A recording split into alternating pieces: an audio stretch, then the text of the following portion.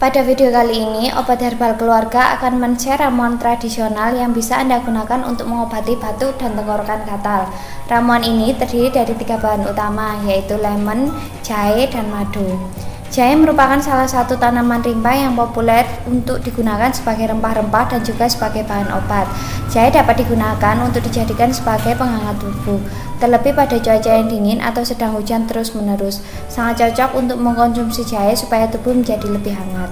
Jahe juga sangat mudah didapatkan di pasar atau di swalayan terdekat rumah Anda. Cara membuat ramuan ini sangat mudah.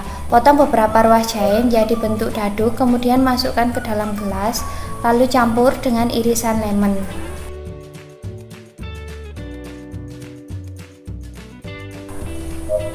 Kemudian tambahkan dengan madu.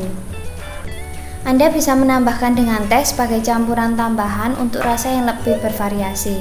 Minumlah ramuan ini 2-3 kali sehari agar dahak bisa segera hilang dan tubuh menjadi lebih bertenaga. Bagi Anda yang ingin mendapatkan produk herbal untuk Anda dan keluarga, silakan menghubungi obatherbalkeluarga.com dan jangan lupa untuk like Facebook, follow Instagram, dan subscribe YouTube channel kami untuk informasi terbaru tentang tips-tips kesehatan lainnya.